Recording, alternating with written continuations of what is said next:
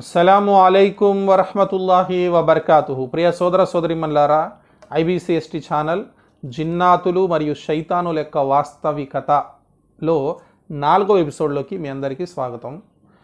ప్రియ సోదర సోదరిమన్లారా, జిన్నాతుల ఉనికి, జిన్నాతులు ఎలా పుట్టించబడ్డారు, తర్వాత జిన్, ఇబ్లీస్, శైతాన్ యొక్క వివరణ మనం నేర్చుకున్నాం. ఇప్పుడు ఈ ఎపిసోడ్లో ఇన్షాల్లా జిన్నాతులలోని ప్రధాన వర్గాలు, జాగ్రత్తగా వినండి.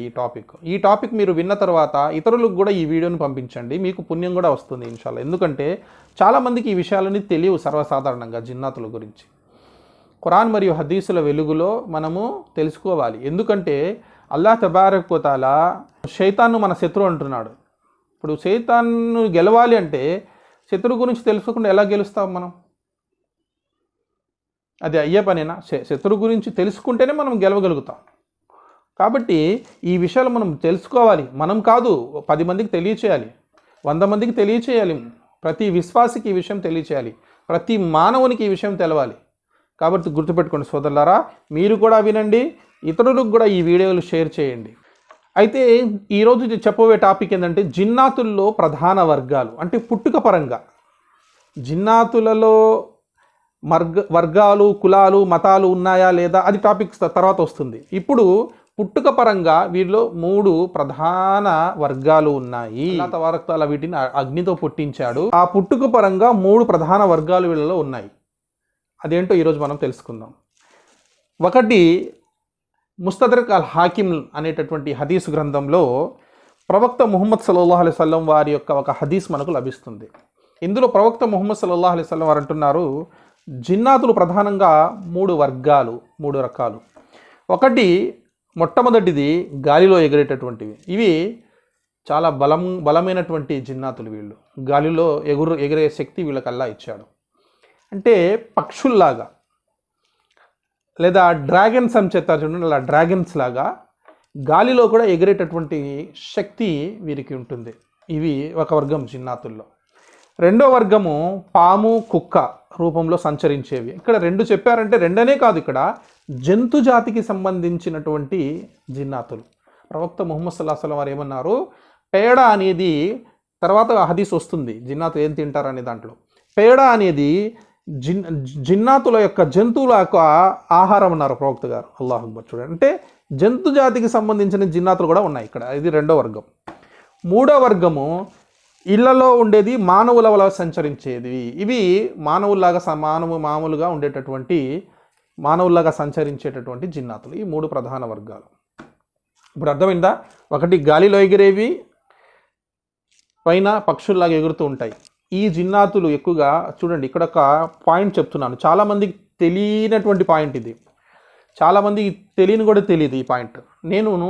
నాకున్నటువంటి ఎక్స్పీరియన్స్ మీద నేను మీకు ఈరోజు చెప్తున్నాను, జాగ్రత్తగా. చాలామంది జిన్నాతులు పట్టారు అంటారు, ట్రీట్మెంట్ కూడా చేస్తారు, బాగైపోతుంది. కానీ అదేదో వాళ్ళకి తెలియదు. ఎవరికైతే జిన్నాతులు పట్టినప్పుడు ఎక్కువగా పక్షులు కనిపిస్తున్నాయి కలలో, అంటే అతనికి పట్టి ఉన్నటువంటి ఆ జిన్ను గాలిలో ఎగిరేటటువంటి వర్గానికి చెందినవాడు అని మనం అర్థం చేసుకోవాలి. గద్ద రూపంలోనో, కాకి రూపంలోనో, లేక ఇంకా ఏదైనా పక్షి రూపంలోనో కనిపిస్తుంది అంటే మీ వద్దకు వచ్చినటువంటి జిన్ను, లేదా చేతబడి చేసి మీ వద్దకు పంపినటువంటి ఆ జిన్ను పక్షి జాతికి సంబంధించిన వాడని మనం అర్థం చేసుకోవాలి. అప్పుడు దానికి సంబంధించిన వాక్యాలు చదివితే తొందరగా ట్రీట్మెంట్ జరుగుతుంది ఇన్షాల్లా. తర్వాత ట్రీట్మెంట్ చెప్పేటప్పుడు నేను చెప్తాను ఇన్షాల్లా మీకు. రెండవది, పాము, కుక్క రూపంలో, అంటే జంతువు రూపంలో కనిపించేవి. ఒకసారి కుక్కలాగా కనిపిస్తుంటాయి ఎక్కువగా, పాములాగా కనిపించడం చాలా ఎక్కువ. చాలామందికి చెప్తారు కళ్ళలో పాములు కనిపిస్తున్నాయంటే అవి జంతు జాతికి, అంటే ఈ పాముల లాంటివి జిన్నాతులు. ఇవన్నీ కూడా ఇవి ఎక్కువగా ఉంటాయి. పాములు కనిపించడం అనేది ఎక్కువ అనమాట ప్రపంచంలో ఈ జిన్నాతులు. తర్వాత కుక్కలాగా కనిపిస్తాయి కొంతమందికి.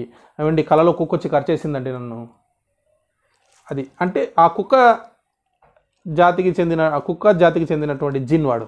లేదా పిల్లి కూడా కనిపిస్తుంది. ఒక్కసారి పిల్లి కనిపించిందండి, పిల్లి కనిపించి నా మీద నన్ను రక్కేస్తుందండి, కల్లో భయపడిపోతున్నానండి అంటే అది పిల్లి జాతికి చెందినటువంటి జిన్ అది. అదేవిధంగా ఒక్కోసారి వేరే జంతువులు కూడా కనిపిస్తాయి. ఒక్కోసారి అయితే కొంతమందికి అడవుల్లో వెళ్ళినప్పుడు, ఏదో ఎక్కడికో వెళ్తాడు పిక్నిక్కి వాడు, అడవుల్లోనే ఏదో అమ్మాయిలు కానీ అబ్బాయిలు కానీ వెళ్తారు. అక్కడ ఒక జిన్ అటాక్ అయిపోద్ది, వాడికి అక్కడి నుంచి వచ్చిన తర్వాత కాలలో ఇంకా పులే కనిపిస్తూ ఉంటుంది, అది అట్లా కూడా ఉంటాయి, ఎలుగుబంటి కనిపిస్తుంది. అంటే అక్కడ ఉన్నటువంటి ఆ టైప్ అంటే ఆ జంతువు వర్గానికి చెందినటువంటి జిన్ను పట్టుకున్నప్పుడు అటువంటి కళలు వస్తూ ఉంటాయి. మూడోది మామూలుగా మనిషి రూపంలో కూడా ఉండేటటువంటి జిన్నాతులు, ఇవి సర్వసాధారణంగా ఉండేటటువంటి జిన్నాతులు, ఇవి ఇళ్లలో అక్కడక్కడ వీళ్ళు కూడా ఎక్కువగా ఉంటారు. కాబట్టి ఈ జిన్నాతులు కూడా ఎక్కువగా మనిషి రూపంలో కనిపిస్తున్నాడంటే అది మనిషి జాతికి చెందినటువంటి ఈ వర్గానికి చెందినటువంటి జిన్గా మనం భావించాలి. కాబట్టి ఇదంతా తర్వాత ప్రధానంగా మనం గుర్తుపెట్టుకోవాల్సింది ఏంటంటే జిన్నాతులు 3 రకాలు. 1 గాలిలో ఎగిరేవి, 2 పాము కుక్క వర్గానికి చెందినవి. ఎందుకంటే ప్రవక్త గారి యొక్క హదీస్ తర్వాత వస్తుంది ఇన్షాల్లా. అక్కడ కూడా మదీనాలో ప్రవక్త ముహమ్మద్ సల్లల్లాహు అలైహి వసల్లం వారు ఖందక్ యుద్ధం సమయంలో ఒక సహబీ ఇంట్లో పాము రూపంలో కూడా జిన్ వచ్చినప్పుడు వాళ్ళు ఆ సహబీ అతన్ని చంపేస్తే ఆ తర్వాత ఇతను కూడా చనిపోతాడనమాట. అంటే ఆ జిన్ కాటేసినందువల్ల లేకపోతే ఇతర జిన్నాతులు చంపేయడం వల్లనో ఇతను కూడా చనిపోతారు. కాబట్టి ఇటువంటి ఆధారాలు మనకు హదీస్లో ఉన్నాయి. మున్ముందు వాటికి నేను ప్రస్తావిస్తాను. తర్వాత ఇళ్లలో ఉండేటటువంటి జిన్నాతులు, గాలిలో ఎగిరేవి, జంతు వర్గానికి చెందినవి అంటే పాము కుక్క ఈ టైప్లో. మూడోది ఇళ్లలో ఉండేటటువంటి ఈ ప్రధాన 3 వర్గాల జిన్నాతులు అల్లా పుట్టించి ఉన్నాడు. ఇది మైండ్లో పెట్టుకోండి. ఈ హదీస్ ముస్తద్రిక్ హాకింలో ఉంది. ఈ వీడియోను మీరు చూడడంతో పాటు వేరే వాళ్ళకు కూడా ఈ జ్ఞానాన్ని షేర్ చేసుకోండి. ఇన్షాల్లా మరొక ఎపిసోడ్లో జిన్నాతులు మరియు శైతాలను గురించి మరిన్ని విషయాలు తెలుసుకుందాం. అస్సలాము అలైకుం వరహ్మతుల్లాహి వబరకాతుహు.